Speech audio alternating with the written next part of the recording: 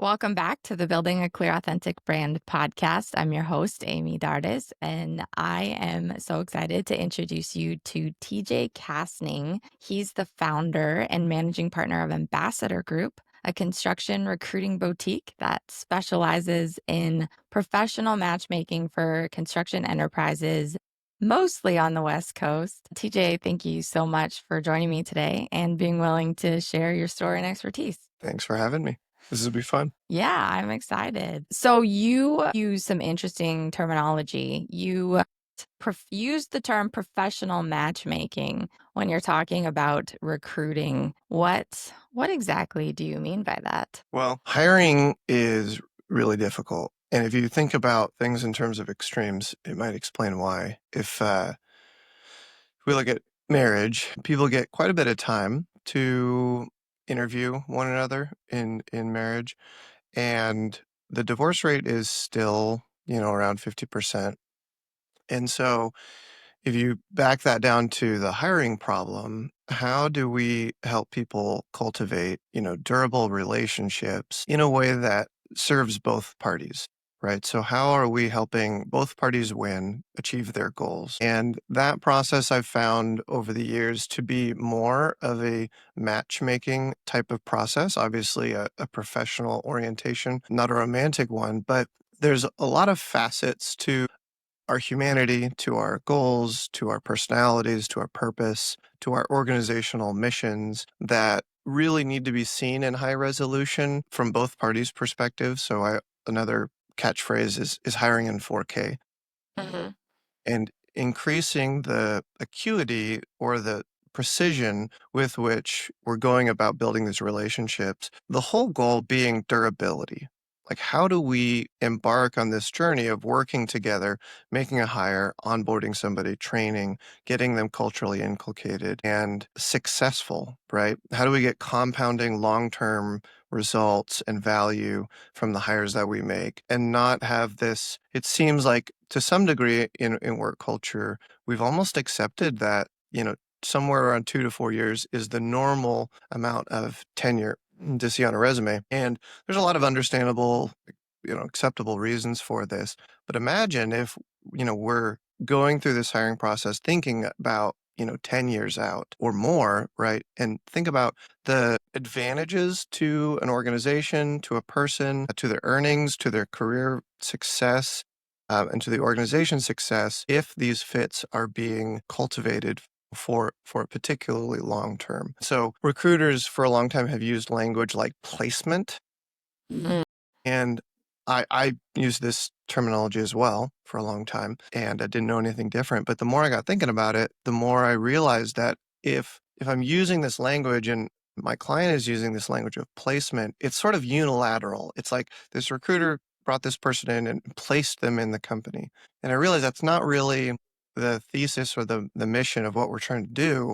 We're trying to help them cultivate this professional match, this professional alignment between the candidate's career and the company's mission and organization. And this is a much more thoughtful, nuanced approach and mindset to recruiting and to hiring than the process of finding a candidate, interviewing, and placing them in the firm. Do you feel like that placement approach is the more widely accepted, or like that is the route that a lot of recruiters kind of think about this process versus it being more of a thorough and long-term endeavor? Yes, and I don't take that as necessarily a criticism. It took me a long time to see some things that seemed really broken in hiring.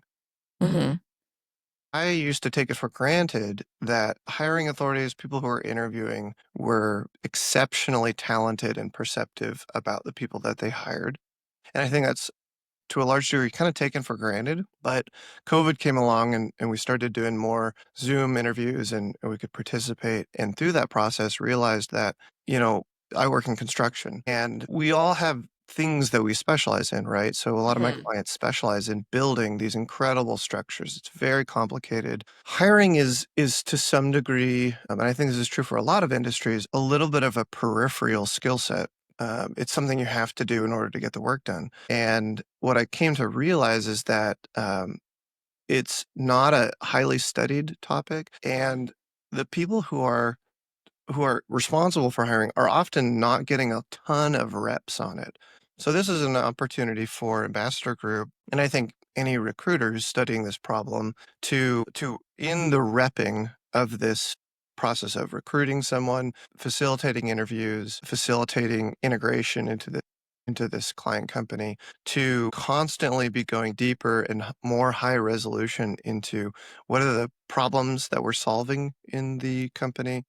What's the mission? What's the orientation? What are the values? What is the culture? What is the underlying, maybe unwritten behavioral rules? And how can we make those apparent and transparent to a candidate as quickly as possible and be vetting with a high level of insight, investigatory level of insight in the interviewing process, not from just a critical standpoint of screening out candidates, but also screening in candidates, removing tourists from the interview process, but also being very clear and transparent about here's where we're struggling, here's the choke points, here's the challenges that we need this role to solve, and bringing that high definition information into the interviewing process in a number of practical interviews, and bringing in highly dimensional interviewing. And so it, if we're going to spend 3 to, let's say, 10 hours of company time interviewing somebody, how do we get the most amount of alignment for everybody from that process such that,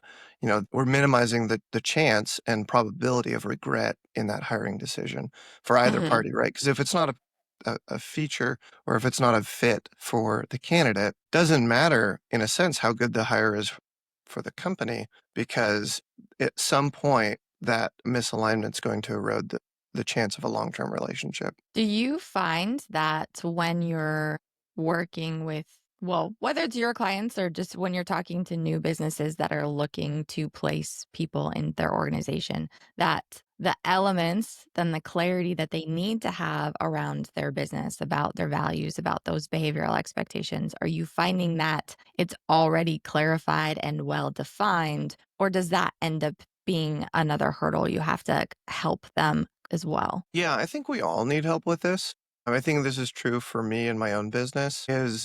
This is a hard problem. I call this the fish doesn't know water problem. And I have this problem in my own organization and have leveraged outside perspective to help me get a handle on what is our mission, what is our core values. Because if you think about a fish in an aquarium, that fish, if it doesn't have a lot of other context or perspective, just understands water to be whatever that water is. And a lot of different types of fish, a lot of different types of water, different salinities and pH,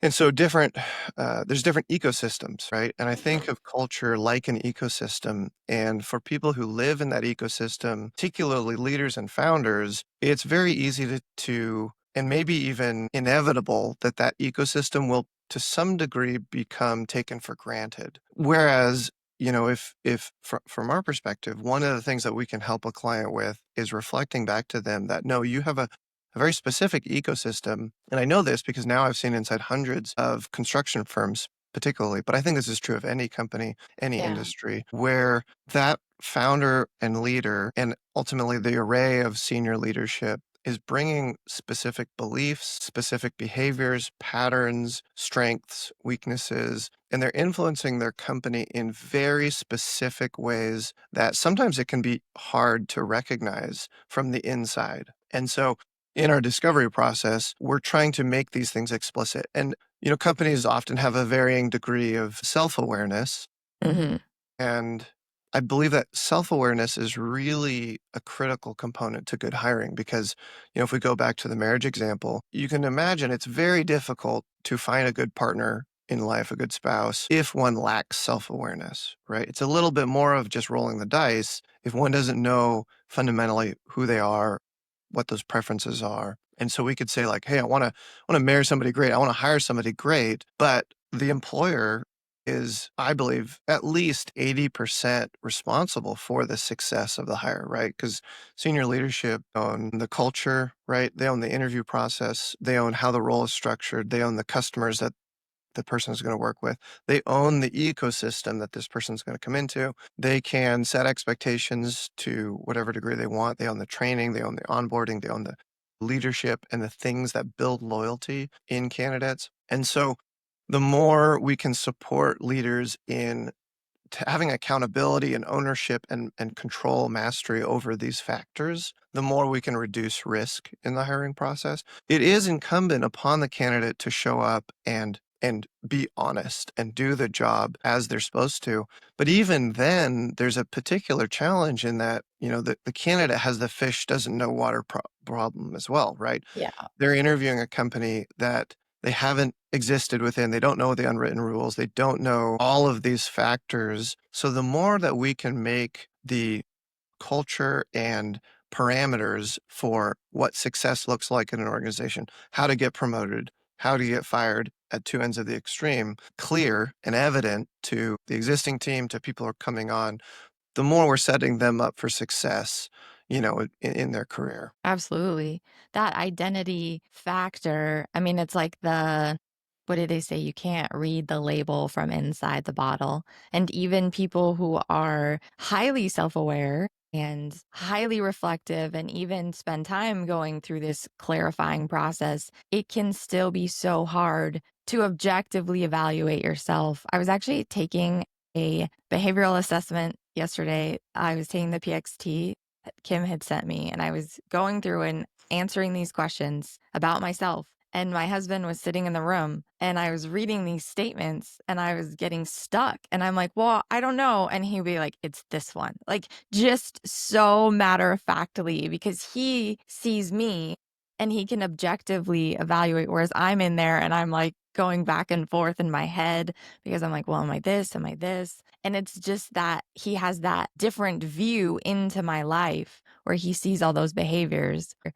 And I spend a lot of time like evaluating myself and trying to be aware of my strengths and my giftings. And that's like a lifelong passion. And I do that professionally, but I still struggle with it. And so finding that these businesses, like you said, are so inundated with it that it's even if they are highly self-aware, it's still never to the level that somebody can come in and objectively be like, "Oh yeah, I see this. I see this in you." And that's almost reassuring, I feel like, to have someone say, "You are this. I see this in you." And then you're like, "Oh, okay, thank you." Like all this over analyzing that I've been doing, and you just saved me from that. I really identify with that too. I mean, I'm 37 and I feel like I'm still getting to know myself in a lot of ways. And I have all these niches of my personality where I'm still seeing patterns and behavior in myself, where I'm developing more awareness of how other people are different and how they would think through that challenge differently. And that really informs my awe of the complexity of hiring Oh, because as hiring authorities and leaders, the more we can be aware of how personalities play out in how people execute the work, the more we can be perceptive about recognizing where there's going to be particular fit with the team. I mean, I think of fit in a number of ways. You got fit to the team, you've got fit to the challenges or fit to the role, fit to yeah. the leadership, fit to the culture. And a lot of times you see a lot of emphasis on fit to the role, fit to this, the actual skill. And this is important for sure. Yeah. But, when you've got organizations who might do, in some sense, produce exactly the same type of work, right? For example, my clients, they build wonderful structures. And you'd think that, a project manager or superintendent who works in one of these firms would be in a lot of ways transferable into another organization, but it's surprising sometimes how a rock star in a certain firm, in a certain ecosystem, in a certain aquarium, when taken to a different aquarium with a different operating model, maybe a different mission, in how they operate, how they interact with people, how they mitigate risk, can fail. And I've seen this. It took me a while of watching this where I would find a candidate who I was extraordinarily impressed with. They've got an incredible resume. And then and the client's very excited about what they bring to their organization. And then finding these rubbing points and these friction points when they started and realizing like, well, this is a much more multi-dimensional problem than just have they done this category of work before? And then now we're on this journey that we've been on for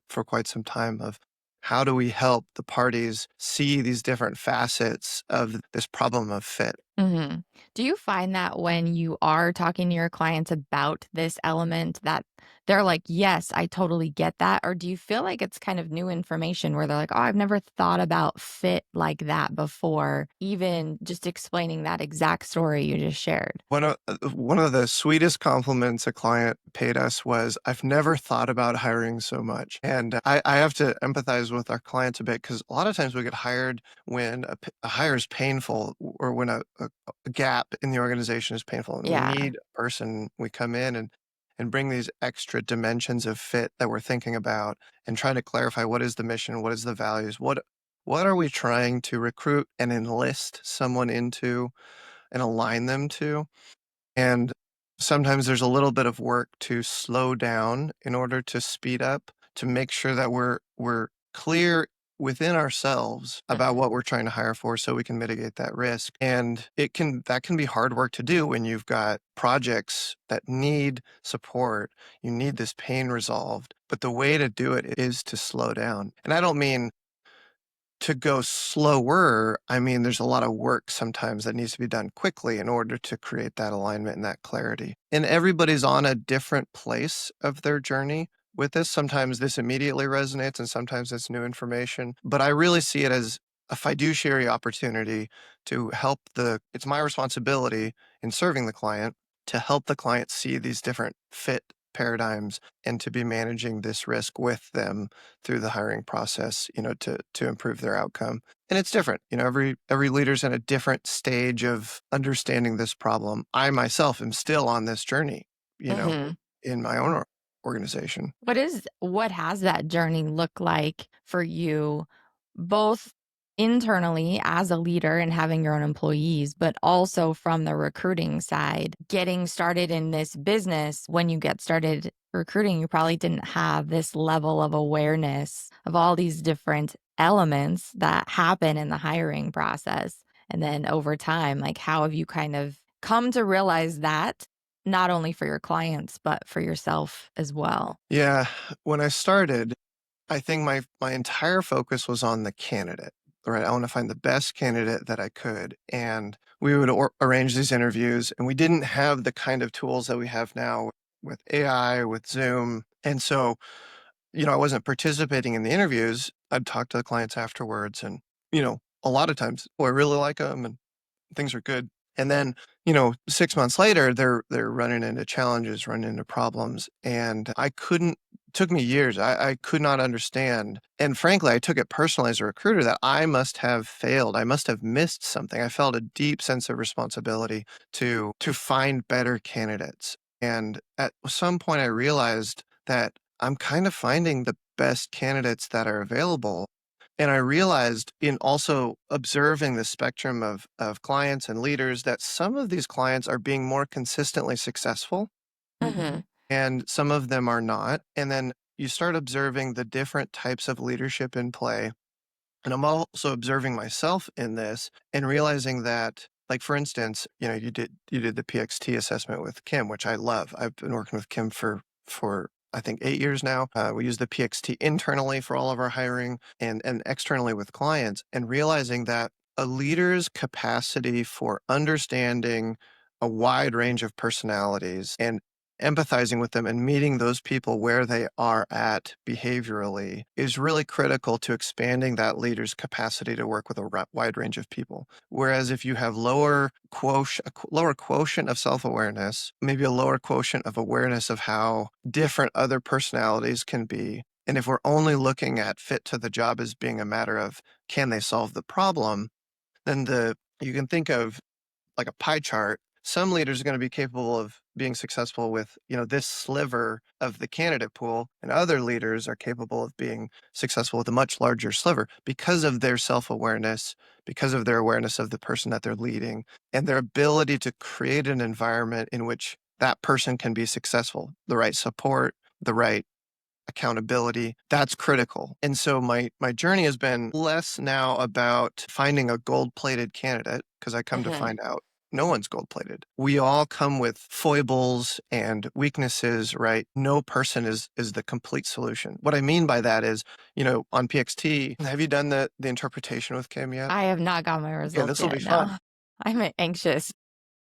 You have a certain profile, and it's not good or bad, it is. It is. And when you're taken in your role and stretched in ways that are behaviorally not your default mode, it's going to cost you energy.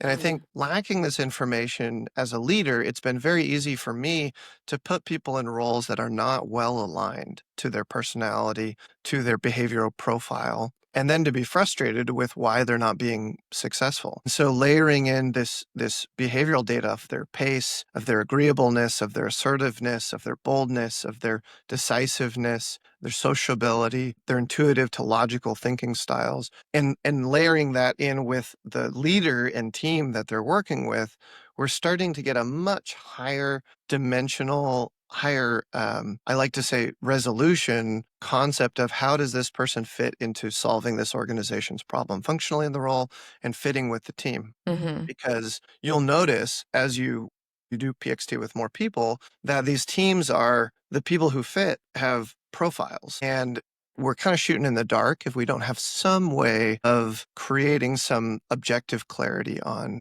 what are these behavioral profiles. I don't think PXT is the only tool that you can use to this. It's the best one that I've found. Mhm. There's a lot of personality assessments that can give you some objective data, but then you use that data in the interviewing process and have a conversation about setting expectations of like, there might be friction here. This is something we're going to work through. And I like to help the leader see where these friction points might be for the candidate so they can support them, or for the leader so they can anticipate them to get to what I call underwriting. We want to support every leader in being fully capable of underwriting their hiring, of owning the risk management, to know what their leadership investment's going to be to help someone be successful. And ideally, in a perfect world, we're only hiring people that we can afford to underwrite their success. We've done the work to understand where their baseline's at, where their personality's at, where the demands of the role are at. And I know as a leader, I'm going to need to step in and support them in a number of various ways. For example, pace is a pretty common source of friction where a lot of leaders and founders are fairly high pace and they're fairly assertive. But a lot of people who are team members may not have that same psychological profile. And so helping a leader to understand that this person's going to bring lot of detailed thinking, a lot of detailed behavior process, and that may fit the role well or it may not. And they need to set their expectations appropriately of how this person's going to actually do the job. This is powerful, not just for the leader, but also this brings a lot of self-awareness to the candidates. And what we find is when a candidate goes through a process, they often, even if they're not hired, walk away with a much higher resolution concept of who they are professionally in their role, where their strengths are, and maybe types of roles to be careful about the how expectations get put on them. Asking a highly detailed person to always run at a very high pace of work might not be sustainable in the long run. And Right. that might not be a moral character failing on that person's part. And I've seen a lot of Mhm. this. I've seen a lot of people who just through not understanding these factors have contorted themselves into different shapes that the position required that were very uncomfortable for them behaviorally. And some of them, they feel like, oh, this is a burnout issue for construction or what have you. And it's really just about, how do we honor the strengths of this person, leverage them, mitigate the weaknesses, and create a lot more holistic, mutual awareness around these factors to success. Yeah, I experienced that just in my own journey. And that was something that I kind of came to this revelation about, and I call it work style.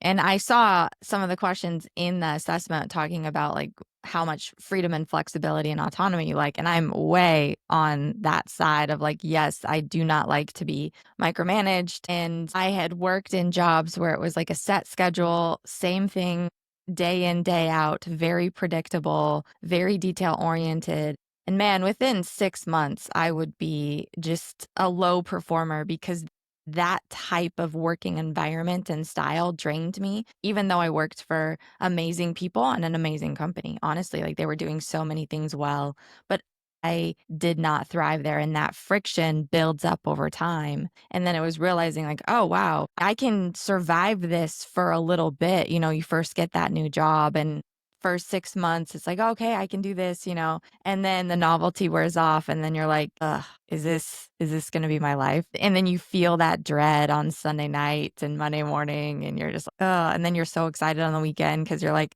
can't wait to get out of that. And instead of thinking just jobs suck or working sucks, it's like, oh, maybe there's something about this that is actually causing this. And I didn't realize it at the time, not until I became an entrepreneur and actually experienced a different type of working environment, was highly flexible, highly autonomous, and realizing like, oh wow, I feel way different. Like this is so much better for me. But it was learning the hard way and then recognizing friction points are signals. And it's like, okay, what is that signaling? And I wish there was more of an awareness and more conversation around that for everyone, for leaders to know that not everybody operates this way, but then also for candidates too to realize like, hey, that's not on you. I mean, your wiring is just different and you're trying to be a square peg in a round hole and it's just not ever going to work out. Yeah. I love the square peg round hole analogy. I love analogies for some reason. And so a pet saying of mine is, with square pegs and round holes, you hurt the hole, you hurt the peg, and you hurt your hand, right? Everything gets hurt when the fit isn't right. The candidate gets hurt, the company gets hurt, the customers get hurt, the team gets hurt. And so, this hiring thing is really a process of very carefully studying the configuration of the peg and the configuration of the hole. And the more high resolution concept we have about these things, the more successful we can be fitting what are really, it's not really square pegs or round square pegs or circular pegs. It's radically and high dimension. It's more like complicated puzzle pieces. Mhm. We all have so many different parameters of our behavior and our personality that are running as subroutines in ourselves, in a sense, like hardwiring that impact how we handle stress, how we think through problems, how we communicate. And the more self awareness we can bring as leaders to this problem in the hiring process and supporting candidates and having and advocating for themselves, the more we can create organizations where, the economic engine that is the business can be very well lubricated and can run for long periods at high RPM because people are in roles that are well suited to their strengths and they're guarded from areas that would cost them a lot of energy. I mean, that's the utopia that I think we're all trying to get to. And looking at it from this perspective also saves us from, we've all said, like, boy, this person's not who they said they were.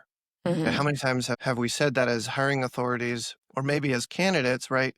Boy, they didn't really tell me the truth about this job. And I think the reality of this is less that there's intentional deception, but there's just it's just not known. It's just the nature of the configuration of the roles and the people is just not known. And we're proceeding with taking on a lot of risk.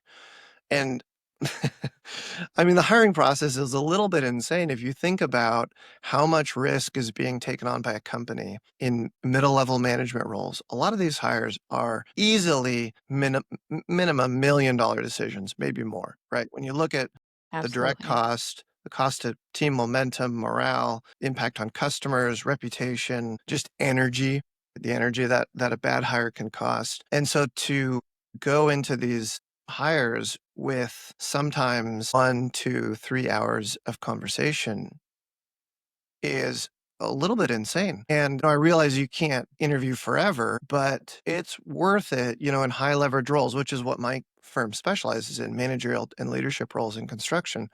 It's worth it to really spend some time on configuration with the candidate. And I think this also makes the interviewing process highly collaborative because we need to create a space in which, we're stripping away the interview veneer where everybody's just trying to look good to each other. Ego and interviewing go together, unfortunately, pretty well, right? Mhm. Maybe a candidate wants to look good, they want the job, right? The company wants to look good to a candidate, but the reality of really high resolution hiring involves a lot of authenticity, transparency. We need to develop commitment to the challenge that we're trying to solve. And that means getting real with ourselves and with our candidate about what's broken here, what can be better, what do we need help from this person, then how can we help them understand what they might be up against. Another pet saying I've got is you don't really hire for smooth seas. Fit for when Sure. everything goes well is easy, right? When everybody's making money, things are going smoothly, you can be successful with a wide range of people. Where fit really becomes essential is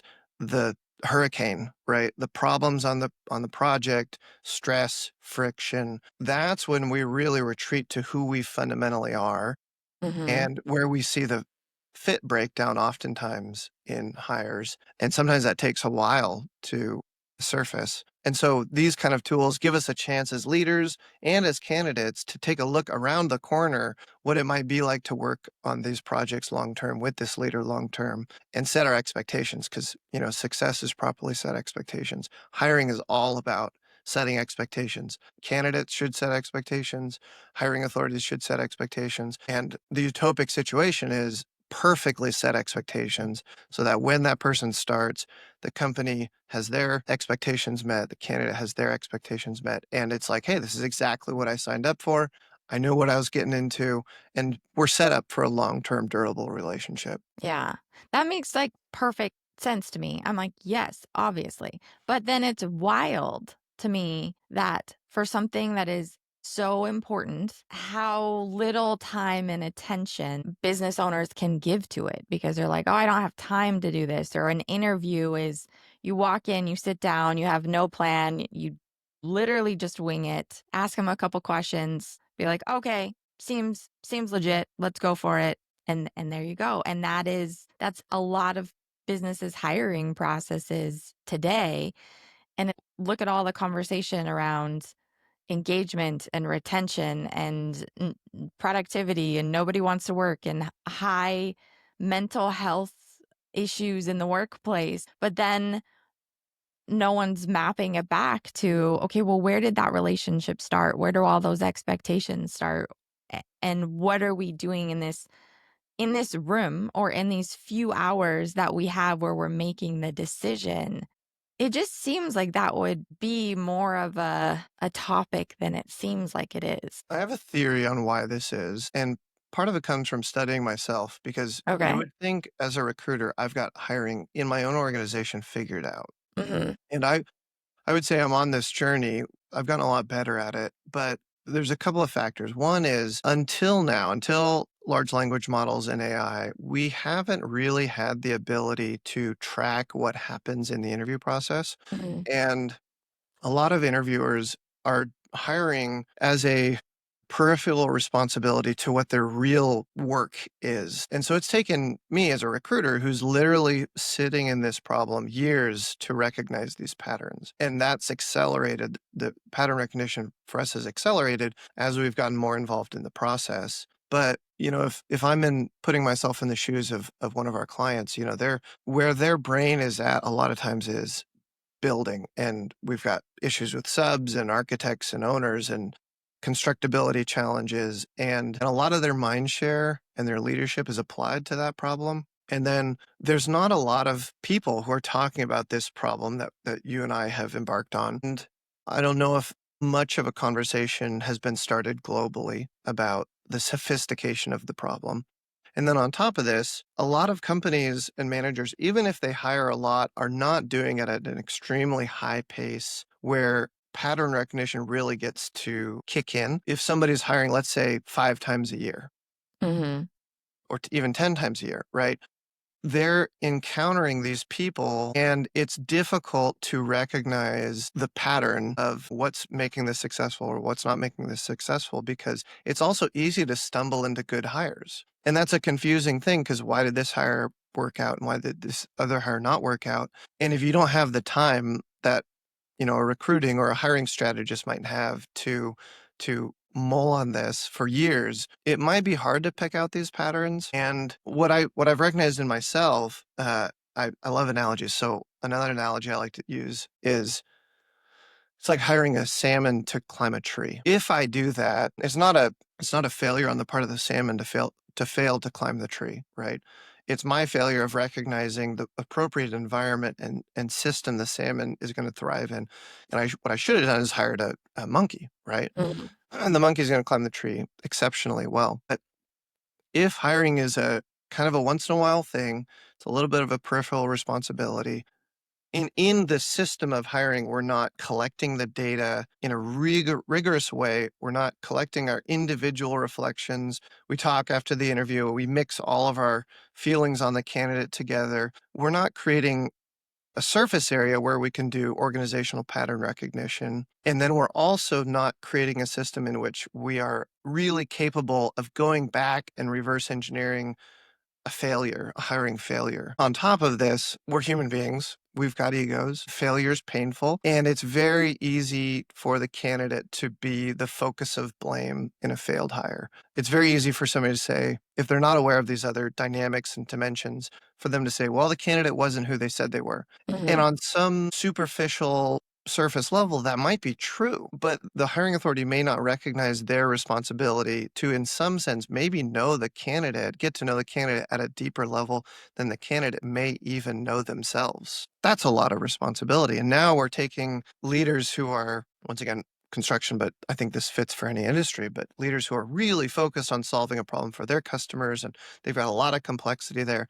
We're trying to pull them into this anthropological world, this studying of the human beings involved, and it's time consuming. And so we're on a quest. I think you're on this quest as well of like, how do we Yeah. create systems that support leaders going through this process, developing the self awareness organizationally, developing self awareness individually as leaders for their team, for the problem, so that their ability to connect the right candidate into the right seat, is a lot easier than it would be if they had to reverse engineer and create all these systems themselves from scratch.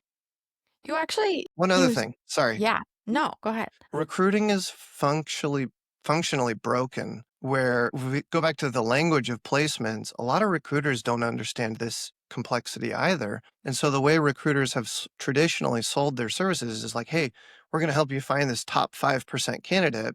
And the way in which candidates are sold or the way their recruiting is represented is not highly dimensional. And so we should be the experts as recruiters on this topic, on this complexity. But instead, we're selling a simple solution to what is actually a very complicated problem. And it appeals to a leader's need to solve the problem quickly, solve the problem easily. And so it feels like spend money on a recruiter, get this candidate. The candidate's supposed to be gold plated. Our problems go away. And unfortunately, it's not really solving the problem. And this is a little bit of a constant injury in the recruiting industry. We've damaged our reputation as an industry, and I think have missed some fiduciary opportunities to protect the candidates and the clients that we serve in not helping everybody appreciate the potential sophistication of what it means to have fit, between a company and a person. How is this journey, like this self awareness, not only of yourself, but also of the problem? What are some of the big shifts you guys have made organizationally now that more and more awareness around this is coming? Like, what are you guys doing differently now? One is a hyper focus on what is the problem in the company, right? So a lot of times there's a job description that's written and we need a certain person and here's the job description for that person. And that's well and good. Help me understand the problem that this person is going to fit into and what are the pinch points, what are the dynamics, what are the pain points? Because I think there's often a little bit of that. You can't read the label from inside the organization. And we need to be careful about taking for granted that the company has the role all figured out. So that discovery process is important. And then we do this PXT process with our clients to help them understand that they have a very specific personality profile in their leadership, in their organization, and that there are people that are highly skilled that will still not fit with their culture, their values, their performance expectations. And so we can help them, elevate their understanding of what that fit means. And then when we go out to the market, we're thinking much more in terms of enlistment than simple recruiting. Like, it's one thing to go out and advertise a position and attract interest and persuade people to come to an interview. In some sense, that's pretty easy. What's not easy is saying, "Hey, here's the journey this company is on. Here's the mission. Here's the people who fit. Here's the people who don't fit," and helping people filter in or filter out according to these deeper fundamental factors. And when you do that, I think enlistment is one of the sweetest things that we can do with a client for a candidate, is really understanding, what is this person embarking on? What journey are they embarking on with the firm? And that starts in the recruiting process.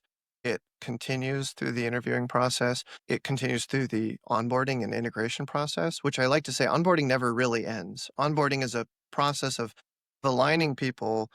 Mhm. Organizations and leaders should never stop thinking about onboarding.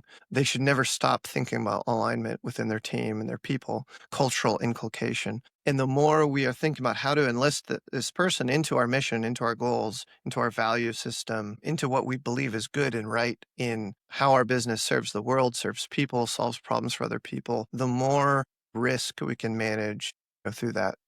Do you guys write job descriptions for your clients? We like to start with their concept of the job description, and often what we do is we add, through this discovery process, we find other important factors that we'll add, and we shift job descriptions from being focused on responsibilities to being focused on outcomes. And we're trying to align those outcomes to, what is the experience this client is trying to give their customers? What are the particular problems and ways they solve those problems? And shifting the job description to being pretty explanatory to a potential candidate of not just what you will do, because at least in construction, once again, I suspect this is true of all industries, but what you do can sound very similar. It can be deceptively similar. A superintendent Mhm. might schedule projects and work with subs and do layout and quality control, but the way they do that and the outcomes that they're supposed to be working towards are different across a number of different organizations. For example, how they would deal with conflict can be very different. Some firms are more assertive, some firms are more collaborative. And so every company has a wide array of values that they bring, usually that there's some core values. And the more we can identify what are those core values, what are the mission, how do we align this job description to those things? And then through the interview process, how do we collect data that we can analyze? How can we analyze the fit of this person to this particular role? Mhm. And help them, by the way, interview themselves for the role. Candidates don't want to fail, right? So the more information that we can give them that helps them assess the fit, we're serving them and we're serving ourselves, because a good outcome would be helping a candidate recognize that they're not a fit for the role, right? So much better to realize that Yeah, now. That's a win than, absolutely. like you mentioned, 6 months down the road when they're just burned out on a problem that they're not really wired to solve. Because that ends up weighing on us when we get into something that we think is gonna be good, and then it doesn't work out, whether there's drama or you just hate the work and you resign, and then you go and you find something else, and you go and you find something else, and then you have a 5-year period of your life where you start to believe this lie that you're not good enough, or that work sucks, or people suck, or and it's because you keep going after the wrong things for the wrong reasons, but you don't actually recognize that it's the wrong things for the wrong reasons. And I do think that's the beauty of the hiring process, as well as being able to actually use that to help candidates become more self aware, so that even if they don't end up getting hired, it's still a win.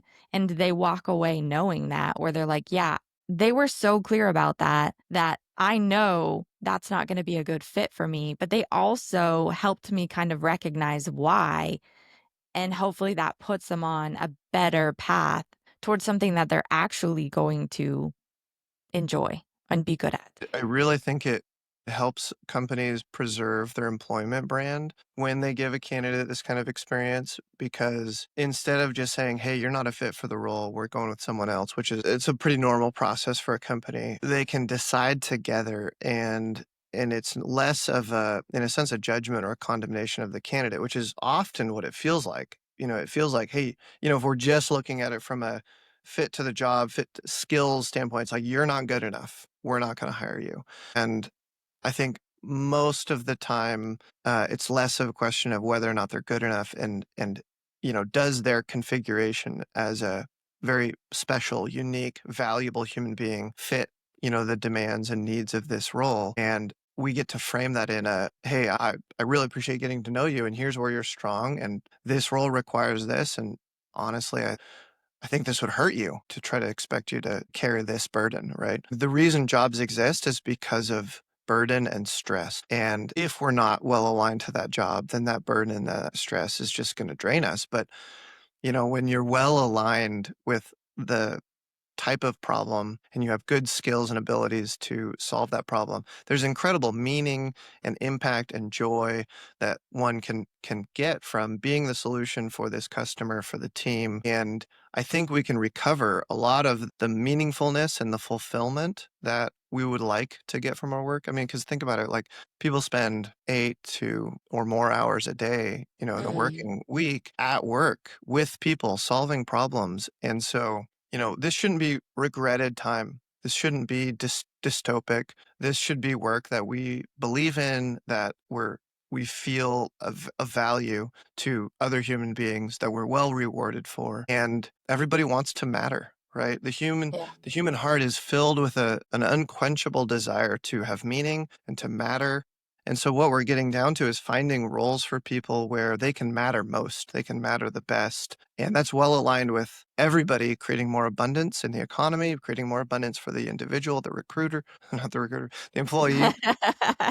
Wait, I guess it would The create more recruiter too. abundance for a recruiter if they're serving in this way, but more abundance for the company. You're producing better outcomes for customers. This is supporting the protection and improvement of the company's reputation. There's so many cascading benefits to getting fit right. And so I'm on a journey. I think you're on this journey as well of helping leaders see that spending the time to work on these things is so valuable. It's like getting the foundation right, right? If the foundation's not level, building the consequential stories on top of that, maybe it's possible, but it's structurally flawed and it's really hard. It's really hard because all those corners have to be cut at odd angles and at some point the structure is in danger of toppling over. And I think sometimes we build these structures on uneven foundations and organizations become brittle and fragile because the organization is not ready for the rough seas ahead. Mhm. It's fine on a good day, but you add a lot of stress and turmoil and the wheels start coming off. Right. And it is that, I mean, running a business is hard, and there's always going to be external forces coming at us on any given day. But it is interesting to see that oftentimes the downfall of a business actually starts on the inside. It actually starts because of that lack of foundation or that solid structure because when when those storms come, they don't have what it takes to stand up against it, and that ends up being the difference between why some companies last and they innovate and they adapt and they work through it because they had the trust, they had the people, they had the skill sets, they had that internal alignment in order to brave that storm well. To me, it's like it always ends up coming back to people and this idea that, yeah, we do spend so much of our time at work. That's a majority of our lifetime, even sometimes. And so, why would we be willing to compromise that? Why would we be willing to settle for something that just feels like, ugh, like it's Monday again. Here we go. Instead of being like, yeah, I enjoy what I do. And it doesn't mean every day is easy. It doesn't mean it's great, but it means that it's like you said, time well spent. I And I like that yeah. Viktor Frankl quote that if a person's why is strong enough, they can endure any how. And Viktor Frankl was this psychologist who survived the concentration camps went through incredible suffering. And as a psychologist, he was observing who survived and who didn't. And he noted that the difference maker in the people who survived the turmoil and the trauma was their will that was dependent on how strong their why was. And this is a good segue to jump over to the concept of mission. What are we all here to do together? And it's not just to make money. Money is a byproduct of a good business, a good economic engine that runs well, but is not the point. The point is, what do we believe about the world that the world needs, that customers deserve? What are we here to do together to create as a product, as an outcome that we're willing to sacrifice for, that we're willing to have hard conversations for, that we're willing to work late for? And if that mission is clear enough and compelling enough, then organizations can create a lot of loyalty and retention to that mission. But when you have organizations where, let's say, the mission was written by the marketing department and they're just telling customers what they want to hear, or maybe they don't have clear mission values, what ends up getting defaulted to is personal self-interest, which is largely around money. And so organizations who lack a clear, cohesive mission, a clear concept of how they are a moral good for the world, how the world would be a worse place if they didn't exist, those organizations are going to have a hard time creating the kind of loyalty structures. You can't pay someone enough to work in a meaningless environment. And so one of the most important thing a leader can do is get real clear about what is our non-monetary reason for being here, for dealing with stress, for doing all this work together. What's the journey and quest that we're on? And when I'm hiring people, how am I enlisting people into this mission and this journey that I believe is worth sacrificing for? One thing I like to say is, what do you believe so strongly that you're willing to be punished for that belief? Because whatever that is, that's your real mission. That's your real core values. Those are uncompromisable. And the more explicit we can make those in our organization, we can then translate those into the interview process. We can communicate clear expectations for the team of here's how you get promoted, here's how you get fired, here's how we cultivate and curate this special thing, this team that we have. And it's not just about retaining people, it's not just about paying people more.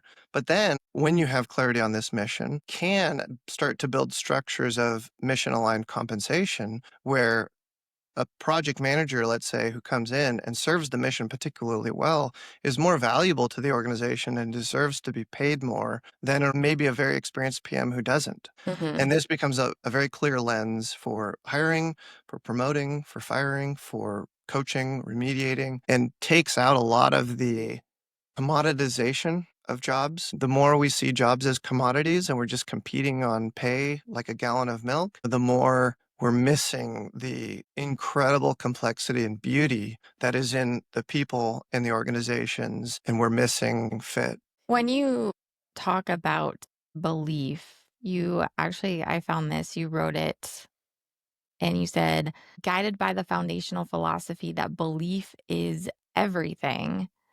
You've built your firm on the profound conviction that hiring is arguably the most important responsibility of any leader, but about this foundational philosophy that belief is everything. What do you mean by that? We don't do things that we don't believe in, at least not long term. Like if you want to think about, each of us is on this quest to build the life that we want, our ideal life, which is different for each human being. There's a set of beliefs about the world, about ourselves, about relationships, about work, beliefs we have about money, beliefs we have about service and product and impact and meaning. We have value systems. Maybe another way to say belief is value systems. And the more we understand our own value system, the more prepared we are to create the ecosystem that supports and is supported by that value system. And so I believe that work intersects belief and even a moral sense of right and wrong in this value system. And an example of this in the extreme is, there's a lot of rejection of this dystopic,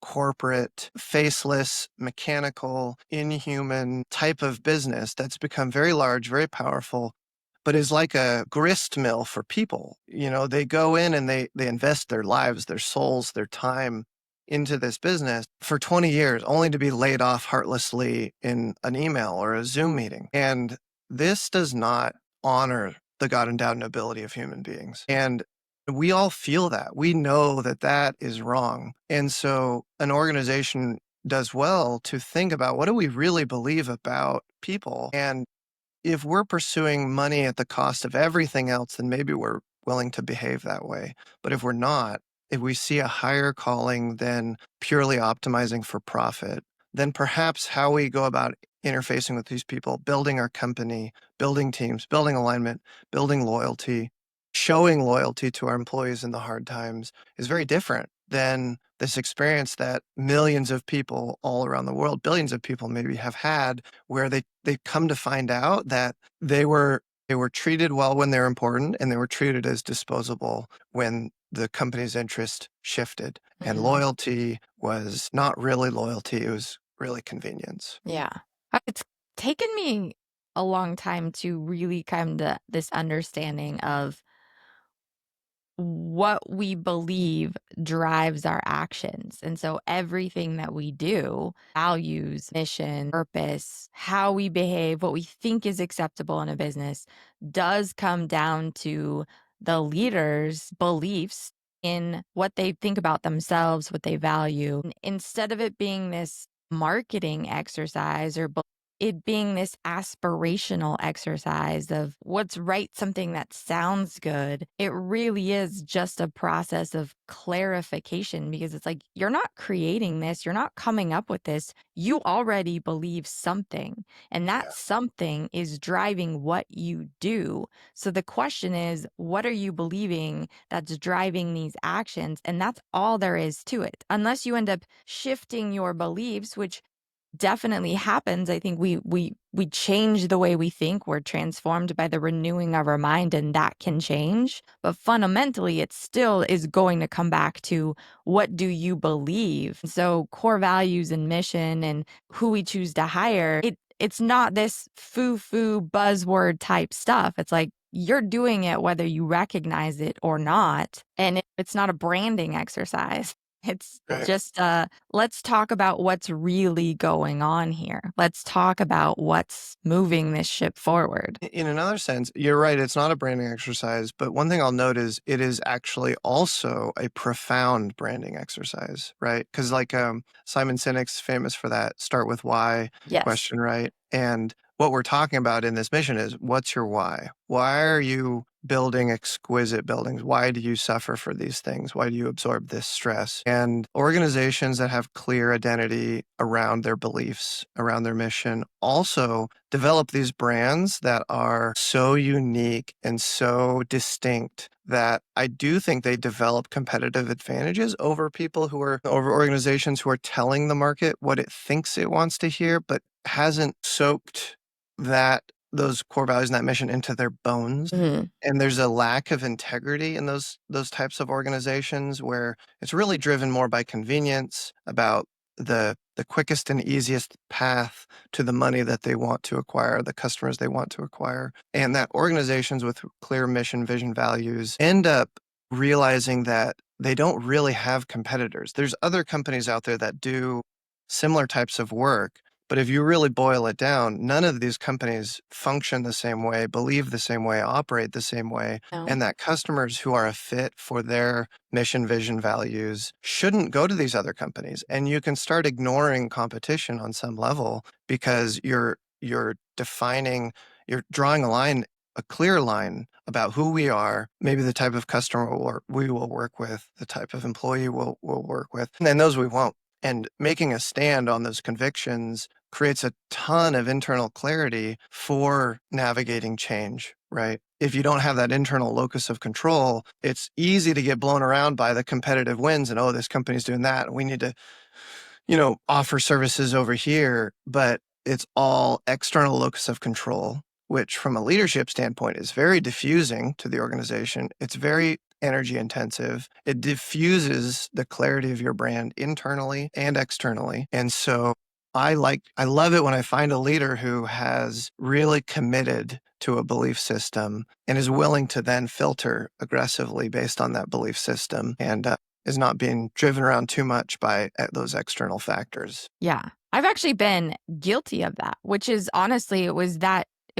guilt and that journey that actually led me to start the brand, Clear Authentic Brands today, because I've experienced that so immensely of being thrown and tossed by the wind of this trend and that trend and this is when we were running our web agency. But it was like, well, what are these guys doing, or what are these guys doing, or how do we need to price? And we were constantly changing, and Yeah, it me was too. so demoralizing. And you do it year after year after year. And so we had 10 years of just back and forth. And I looked at that and I was just like, I am ashamed of that. I'm embarrassed by that. But also, I have felt that rock bottom and realized that, okay, if I'm ever going to figure this out, I have to know, who am I?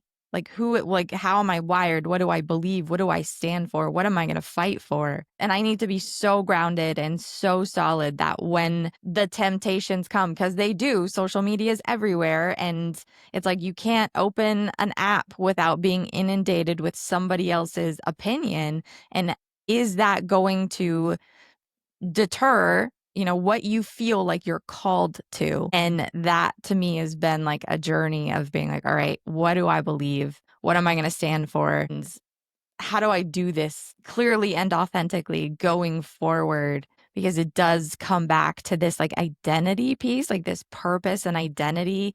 And I'm seeing this in branding, I'm seeing it in leadership, I'm seeing it in individuals and in hiring. Of at the end of the day, it's all people's purpose and people's identity and how it plays into their life, how it plays into a business, how it plays into how we lead. And that's where I've become just super focused and passionate on that. It's a wonderful journey. Who said that? That line, "Don't try to be someone else. That person's already taken," Yeah. right? I might have butchered that a little bit, but we're all our unique person, and the more we try to conform into trying to be like someone else, or organizationally trying to be like a different company, we miss the opportunity to bring the unique power and values. And another cool, to just tie this all back to like PXT and hiring, is like the more self-awareness organizations and people have, the more we can create these incredible artisanal expressions of our work. Like if you look at the famous painters, nobody's watching. None of the famous painters went and observed Michelangelo and then just painted like Michelangelo, right? The people whose art has survived painted something extraordinarily unique to them, right? Monet's lilies, right? But here we Mhm. are hundreds of years later obsessing about lilies, paying extraordinary amounts of money for a painting of lilies. And if somebody would have said like, no, no, no, dude, like you got your target market all wrong. You shouldn't be painting lilies. This other person is painting and getting all sorts of money for this other, they're painting horses or whatever. That is the cart leading the horse. That is the tail wagging the dog. And we got to figure out who we are, what our mission is, how we're going to bring our unique selves and all of our power to the market, to each other, to serve each other, to create something unique for ourselves. And I think there's a lot of fulfillment in that. Yeah, absolutely. So for you going forward, I mean, what are you kind of focusing on right now, and what platforms and channels are you using to do that? I feel privileged to be coming to some of these realizations and having the opportunity to talk about them, like in this conversation, and to maybe benefit candidates and hiring authorities with some of the pattern recognition that we've come up with, and then also systems and processes like you have, right? We share Mhm. so many insights and shared values, even though we've come at it from slightly different perspectives. That's a really cool gift that we have to bring this mission of like, how do we promote durable relationships with meaningful work so that our candidates and our clients can live happier lives? And so I think AI and the way that we can collect data on interviewing has unlocked some really interesting ways of taking the data that we develop in interviews and recording it and developing cross-sectional views of looking at the data in multiple ways instead of having to write everything down or remember Mhm. everything, which Yeah. is frankly ludicrous. Like now that we have some of the tools that we have, it's shocking to me how high consequence of decisions we've made with so little ability to reflect on the data. So we're deep in building a data set for each hire that the hiring team can reflect on. We're collecting individual impressions of the candidate through the process. And we're helping hiring authorities to see before they mix all the ideas together into a soup, which is an important process, but after we've created individual impressions. And I think you've got a very similar process to this as well. I think creating that accountability and that clarity is incredibly valuable and then can also help us when we do have a hire go bad. We now have all this data to go back to and learn, right? Because this is not a problem that's going to be solved in a couple of hires. This is a journey that every organization is on, that every leader is on. And we need to be able to go back to this data, learn from it, and accelerate our ability to hire for alignment so that we're just mitigating our risk, mitigating our losses. The fewer failed hires we can have, the more our mission is going to succeed. It's better. I like to say it's better to not make the hire than to have a bad hire because it's just not worth it. The costs are I too great. 100% agree. So you are, I mean, you're putting content out, right? You have a YouTube channel. You are talking about these ideas, trying to bring awareness to just thinking about hiring differently. Yeah, hiring in 4K is a little tagline that we've got, right? So if you think about hiring in 360p, like an old black and white television versus 4K, right? We all want to watch the Super Bowl in 4K. Let's hire in 4K, right? Let's bring out this highly dimensional, good expectation setting, mission driven hiring process that's honoring the people, the candidates that we're interfacing with. These people are coming and trying to trust their career with a leader and with a company. Let's honor that. Let's do the work to honor and take care of them to maximize their economic value for themselves and for the organization and for customers and solving their problems. And let's do hiring so much better because I mean, if you look at the macroeconomic costs of bad hiring, I mean, GDP wise, what is that? $500 billion in the Mm, economy, $1 trillion. I don't know exactly, but it's a big number. And so, if Amy and TJ and our work, we can have an impact on helping companies get better results, people get better results. That's it's an impact I'll be proud of. That's meaningful work that I'm trying to do. yeah, Uh, that my employees will be happy to do. me too. Awesome. Okay. Well, thank you so much for joining me today. That's all for this episode, and we'll see you guys next time. Good chatting with you. Thank you, Amy.